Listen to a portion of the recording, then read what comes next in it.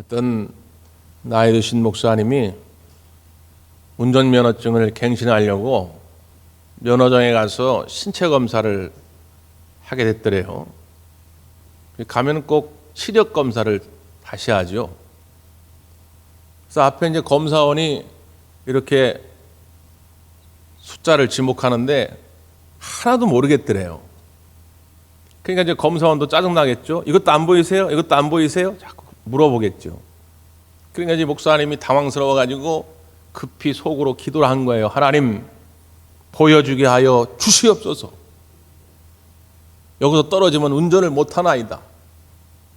근데 하나님이 어떤 음성을 들려주냐면, 사랑하는 아들아, 안경을 닦아라. 그 안경을 벗어보니까 안경이 뿌옇게 묻어있더래요. 그래서 안경을 잘 닦으니까 너무너무 잘 보이는 거죠. 너무너무 잘 보이는데 그 시력 검사판만 보이는 게 아니라 그 검사원이 여기 가슴에다가 명찰을 달았는데 그 작은 이름까지도 다 보이더래요. 그래가지고 누구누구님, 하나님께서 누구누구님과 함께 하시기를 축복합니다. 그랬대요. 그랬더니 이 검사원이 짜증스러운 얼굴로 가득했었는데 갑자기 얼굴이 천사처럼 바뀌더라는 겁니다. 근데 그 짜증스러운 얼굴에서 천사처럼 얼굴로 바뀌어져 나가는 그 모습이 마치 슬로우 비디오처럼 천천히 바뀌어져 가는 게 자기 뇌리 속에 아직도 남아있다는 거예요. 그게 너무너무 은혜가 되더라는 것입니다. 여러분 함께 사는 배우자가, 자식들이, 부모님이 혹은 주변에 있는 친구와 이웃들이 천사처럼 얼굴로 환해지기를 여러분 바라신다면 축복하시길 바랍니다. 그의 장점, 그의 좋은 점, 그의 가능성, 이런 것들을 찾아내가지고 그를 마음껏 축복하면 찌그러져 있던 얼굴이 환하게 바뀌어집니다. 그런 의미에서 오늘 여러분 뵈니까 얼굴이 다 잘생기셨네. 이거 벌써 바뀌잖아요, 벌써. 네? 축복하면 바뀝니다. 여러분, 그 프로골퍼 선수 중에 여자 선수인데 이다현이라고 하는 선수가 있습니다. 이다현이라고 하는 선수가 2019년도에 기아자동차의 한국 여자 오픈에서 우승을 하면서 그 이름을 알리기 시작했죠. 벌써 이제 투어 6승을 기록하고 메이저 대회에서도 2번이나 우승을 했는데 2019년도 한국 여자 오픈에서 우승하면서 이제 많은 사람들이 관심을 갖게 된 것입니다. 근데 프로골프 선수들은 걸어 다니는 광고판입니다. 관심 없는 분들은 한 번도 보신 적 없겠지만 조금이라도 관심을 갖고 TV에서 이렇게 보면 선수들이 가슴, 등, 여기 어깨, 목 이런 데다가 다 광고 패치를 붙입니다. 이게 뭐 적게는 수백만 원, 아주 유명한 선수는 수천만 원을 줘야 그 요만한 명함판 같은 광고 패치를 여기다 이렇게 붙여요. 이다현 선수에게도 많은 그런 섭외가 들어왔는데 지금도 등판에다가 극동방송 광고 패치를 붙이고 경기에 나갑니다. 기독교 계통의 방송 패치를 붙이고 나가는 사람 없어요. 아니, 이 극동방송이 말이지 돈이 그렇게 많지도 않을 텐데 이런 광고도 하나 싶은데 어저께 국민일보의 인터뷰 기사를 보니까 이 선수의 아버지 이용정 씨가 극동방송을 찾아간 겁니다. 우리 딸이 프로골퍼인데 이렇게 유명해져가지고 그 등 뒤에다가 극동방송 광고 패치를 좀 붙이고 싶으니까 제발 좀 허락해달라고. 보통은 몇 백만 원 내지 몇 천만 원을 줘야 그 광고 패치를 붙이는데 돈 하나도 안 주셔도 되니까 우리가 붙이고 다닐 수 있게 허락만 해달라고. 그래서 그렇게 붙이고 다니는 겁니다. 왜 붙이느냐? 우리가 다니면서 하나님 말씀으로 방송 선교하는 극동방송을 알리고 싶어가지고 그걸 붙이고 다닌다는 거예요. 이걸 듣고 사람들이 희한하죠. 네? 그거 다른 기업체에다가 받았으면 몇백 몇천만 원은 벌 텐데 무료로 그걸 붙이고 다니니 이해할 수가 없습니다. 인터뷰 끝에 그런 이야기를 해요. 이제는 국내를 넘어서 미국 LPGA까지 진출해 보는 게 제 꿈입니다. 그런데 무엇보다도 저의 기도 제목이 있다면 하나님의 계획, 나를 향하신 하나님의 계획을 분별할 수 있게 해달라고 늘 기도합니다. 필드 위에서나 나의 삶 속에서 하나님 중심으로 살아갈 수 있도록 기도해 주기를 부탁드립니다. 이렇게 인터뷰하더라고요. 이 세대의 사람들은 이해하지 못하지만 우리는 하나님의 뜻을 알고 있습니다. 그 하나님의 계획을 알고 있습니다. 그걸 분별할 수 있는 능력이 그리스도인의 삶인 것이죠. 초대교회 성도들은 참 희한했습니다. 교회 다니지 말라고, 예수 믿지 말라고 막 때려도 안 아프다는 거예요. 가지고 있는 거 막 뺏어도 아깝지 않다는 거예요. 죽이겠다고 막 협박해도 두렵지 않다는 거예요. 참, 저 사람들 이해할 수가 없네. 저 미친 거 아니야? 그래서 라틴어로 크리스티안, 저건 그리스도에게 미친 인간들이다. 그래서 붙인 이름이 크리스티안, 이게 영어로 크리스찬, 그리스도인이 된 것입니다. 세상 사람들이 볼 때는 미친 사람 같은 거예요. 이해할 수가 없는 것이죠. 그런데 그렇게 200여 년이 지나고 313년에 그 복음 앞에 로마 권력이 무릎을 꿇게 된 것입니다. 아, 이게 진짜였구나. 이게 진리였구나. 이걸 뒤늦게 알게 되는 것이죠. 우리가 로마서를 읽어가다 보면 1장부터 11장까지는 구원이란 어떻게 받느냐? 우리가 기독교를 설명할 때 그 교리의 핵심은 뭐냐? 이런 내용들이 11장까지 등장합니다. 그리고 12장부터 16장까지는 그리스도인의 실천편입니다. 자, 구원이라는 게 뭔지 알았으면, 내가 구원받았다는 확신이 있으면 그럼 어떻게 살아야 하느냐 말이죠.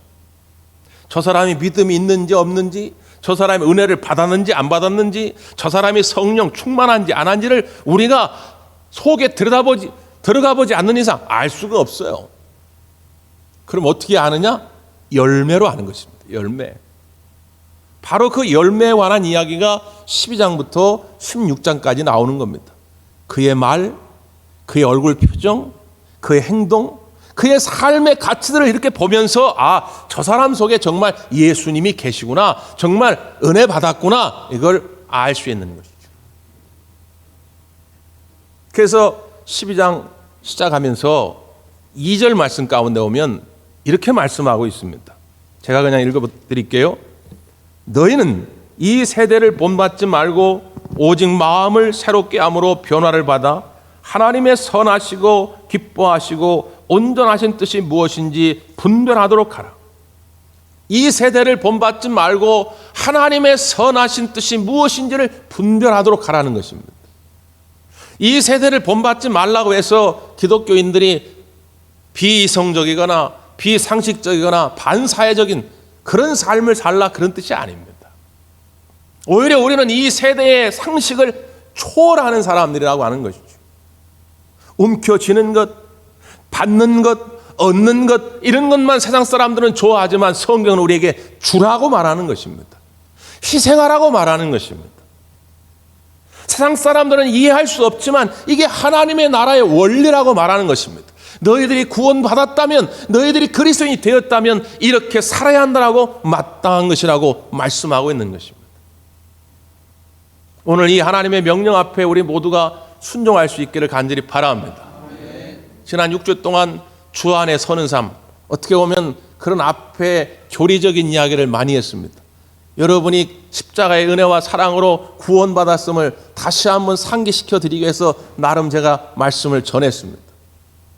그래서 여러분이 그 은혜를 많이 받으셨다면 이제 오늘 이 열매를 맺어야 됩니다.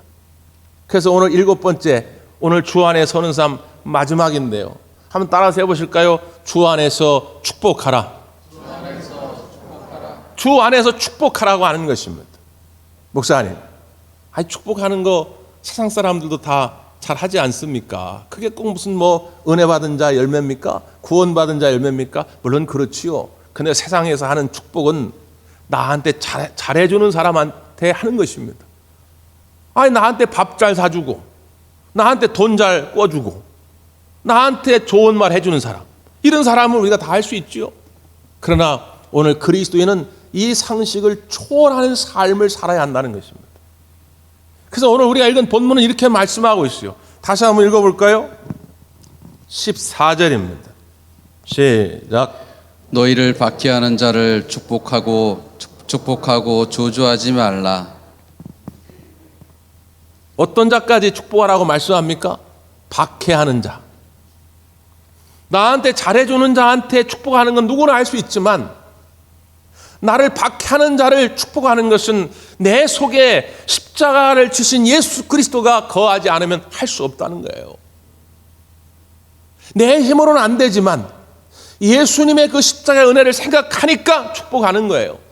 예수님도 아무 이유 없이 아무 죄 없이 십자가에 죽으셨지만, 아버지여 저들의 죄를 용서하여 주옵소서. 우리들의 죄를 용서하신 것처럼 우리도 그 십자가의 은혜가 내 안에 꽉 있으니까 다른 사람을 아무리 나한테 욕하고 나를 저주하고 나를 힘들게 해도 축복하는 것입니다. 지난 수요일에도 그런 말씀 드렸더니 참 잘 따라 하시던데 한번 따라서 해보실까요? 와. 아니, 그 정도 가지고 안 되고 뭔가 깜짝 놀랐을 때 와. 은혜 받은 사람에게 있어서 가장 큰 능력 가운데 하나가 뭐냐면 이 경탄의 능력입니다. 놀라움으로 소리 지르는 거예요. 내 안에 예수 그리스도의 은혜가 넘치면 집에 가서 남편을 볼 때 와, 내 남편이 이렇게 멋있는 줄 처음 알았네. 에? 아내를 바라보거든, 와, 우리 마누라가 해주는 반찬이 이렇게 맛있는 줄 정말 몰랐네. 그렇죠. 응? 여러분, 옆에 있는 사람들을 바라볼 때 은혜 받은 사람은 늘 와, 야, 우리 대광교회 식구들이 이렇게 훌륭한 그리스도인인 줄 난 미처 몰랐네, 이렇게 깨닫는 거예요. 내 안에 은혜가 없으니까 자꾸 이상한 관점을 가지고 바라보는 것 아니겠습니까? 예수님께서 누가복음 10장에 보면 70인 전도대를 둘씩 짝져가지고 세상으로 파송합니다. 파송하면서 예수님이 이렇게 명령해요. 야, 너희들 집집마다 가서 복음을 전할 때 가는 곳마다 이렇게 인사를 해라. 이 집에 평안이 임할지어다. 이렇게 축복하라는 거예요. 그런데 너희들이 그렇게 인사했을 때 그 집에 그 인사를 받을 만한 사람이 있으면 그 평안이 그 집에 고스란히 임할 것이고, 혹시 그렇지 못하다면 그 평안이 너희에게 임할 것이다. 그러니까 전도자는 축복해가지고 손해가 없는 거예요.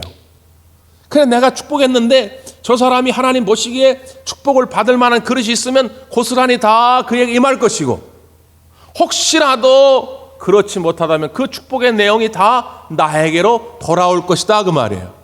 그러니까 우리가 해야 할 일은 축복하는 것밖에 없습니다. 저주하는 일은 우리의 일이 아니에요.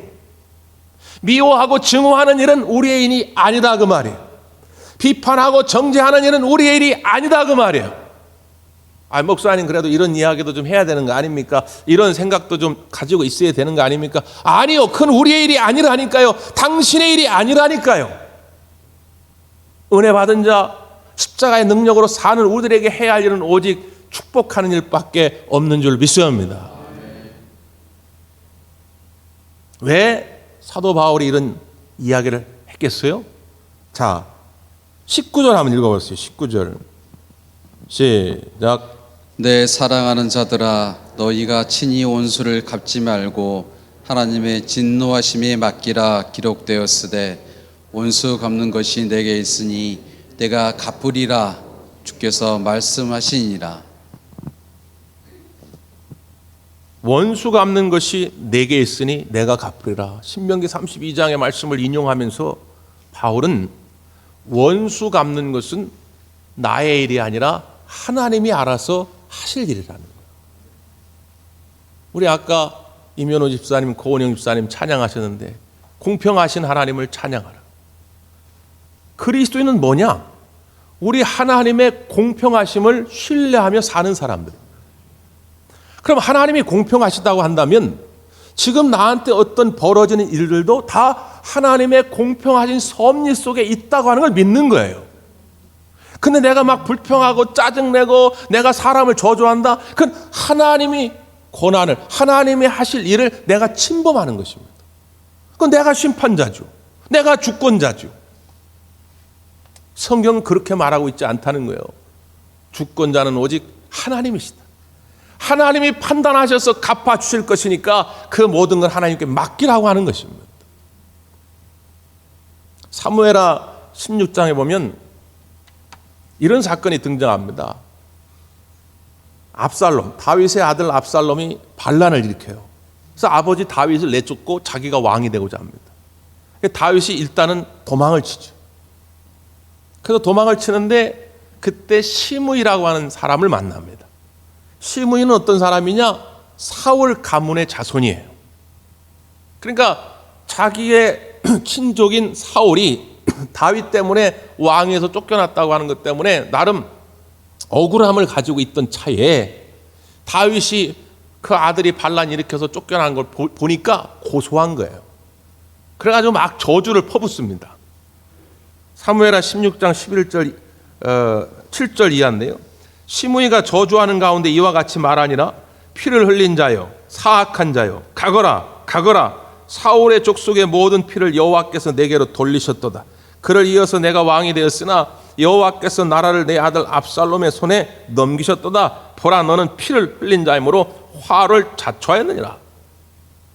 뭐 이렇게 고상하게 이야기했지만 쉽게 말하면 너 쌤통이다 그 말이에요. 네가 사울왕 죽이고 사울왕 아들들 죽이고 그 신하들 다 죽였으니 너도 아들한테 그렇게 쫓겨나는 게 아주 고소하다, 그런 이야기예요.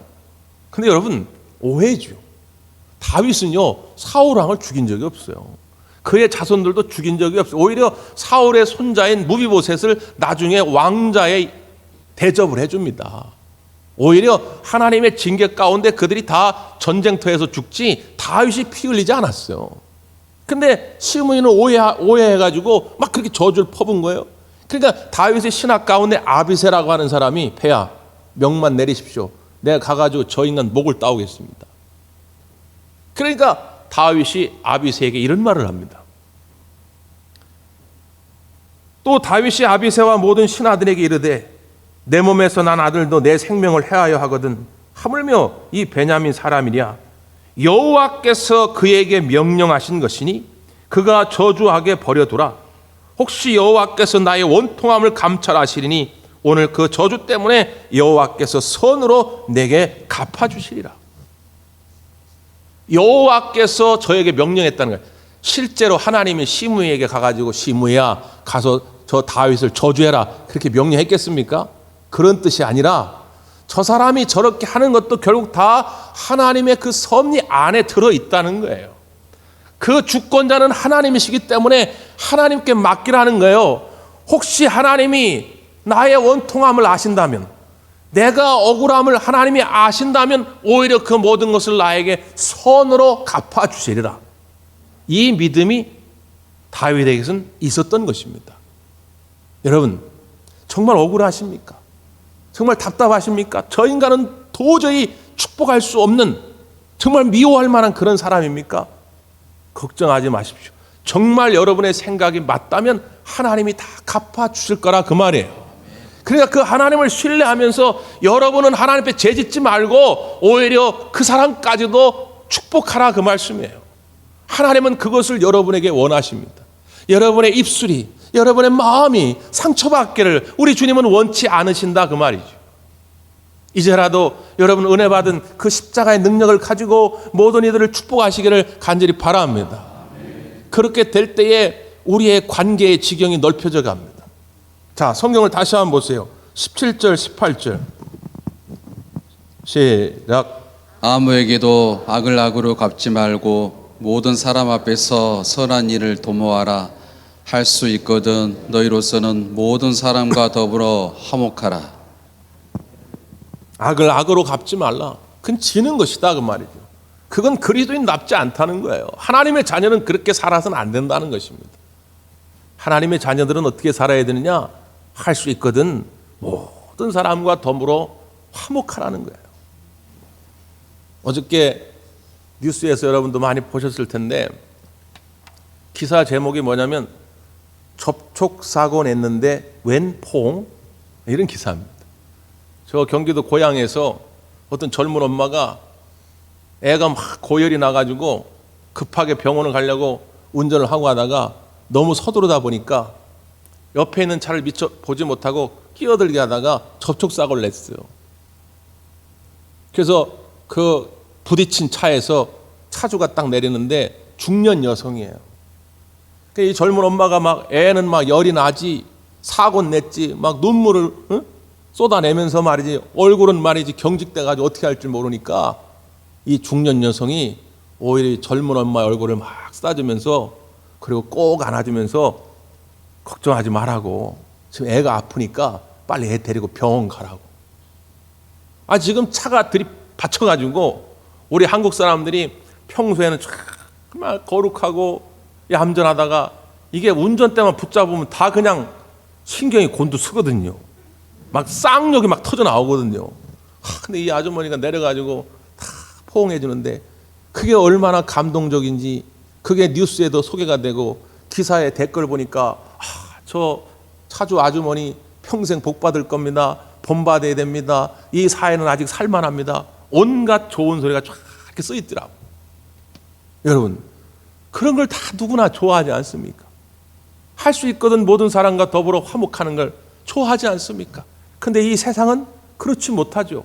그래서 이 땅에 빛과 소금의 역할을 하라고 우리들을 불러주신 거 아닙니까?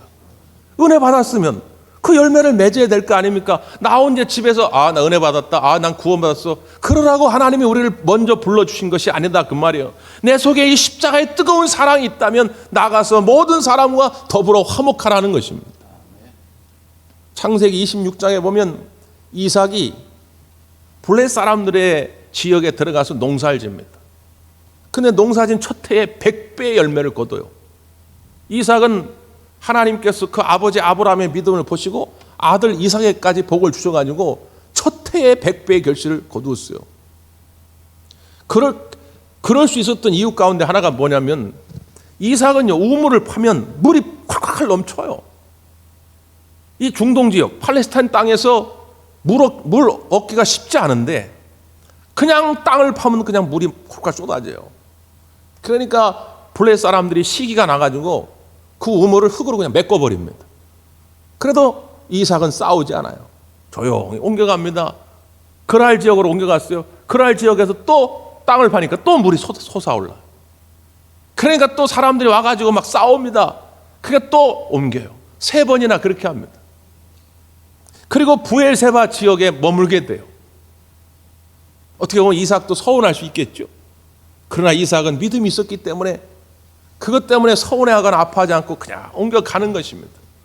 그런데 어느 날 그 블레셋 땅의 왕 아비멜렉이 자기 부하들과 함께 찾아온 것이에요. 그러면서 이삭에게 이런 말을 합니다. 창세기 26장 28절 이하인데요. 그들이 이르되 여호와께서 너와 함께 계심을 우리가 분명히 보았으므로 우리의 사이 곧 우리와 너 사이에 맹세하여 너와 계약을 맺으리라 말하였노라. 너는 우리를 해하지 말라. 이는 우리가 너를 범하지 아니하고 선한 일만 내게 행하여 내가 평안히 가게 하였음이라. 이제 너는 여호와께 복을 받은 자니라. 이게 이방 사람들이 이삭을 보면서 하는 이야기예요. 야, 우리가 보니까 너는 하나님이 함께 하시는 사람이구나. 너는 하나님의 복을 받은 자구나. 그러니까 우리가 너를 건드렸다가는 괜히 우리가 무슨 일이 당할지 모르니까 우리도 너를 이제 안 건들 테니까 너도 우리를 건들지 마라. 우리 평화 조약을 맺자. 이렇게 찾아온 것입니다. 여러분, 우리는 이삭과 같은 믿음이 있지 않습니까? 우리가 어딜 가든지 하나님이 우리 앞에 축복의 샘을 준비해 놓은 줄 믿습니다. 우린 그런 믿음으로 사는 그리스도인들이라 그 말이에요. 그렇기 때문에 다투지 않는 것입니다. 그래, 알았어. 내가 너한테 양보할게. 나는 걱정할 게 없어. 왜? 난 이 길로 가도 하나님이 여기 또 축복의 샘을 예배해 놓으셨거든. 그래서 우리는 담대할 수 있는 것이죠. 오늘 이 마음이 여러분 가운데 있기를 간절히 바랍니다. 전에도 말씀드렸지만 그래서 그리스도인들은 굿바이 정신으로 살아가는 것이다. 굿바이. 이게 서양 사람들이 헤어질 때 잘 가 그런 인사인데, 이게 옥스퍼드 사전에 보면 이 굿바이의 어원을 16세기로 봅니다. 그럼 16세기 이전에는 굿바이라는 단어가 없어요.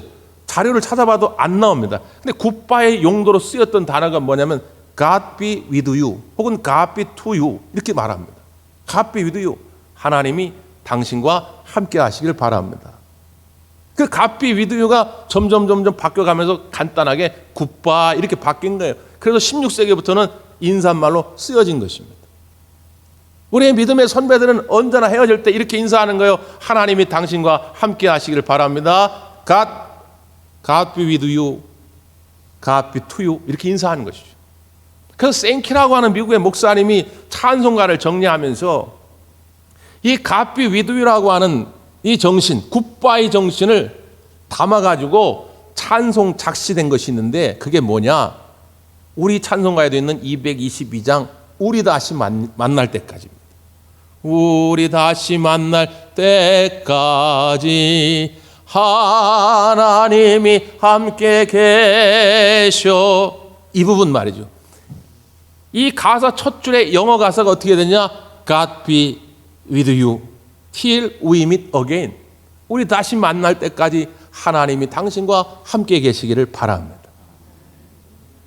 우리가 주일날 이 찬양을 부를 때는 물론 다음 주일날 만날 때까지 하나님이 함께 계시기를 바랍니다.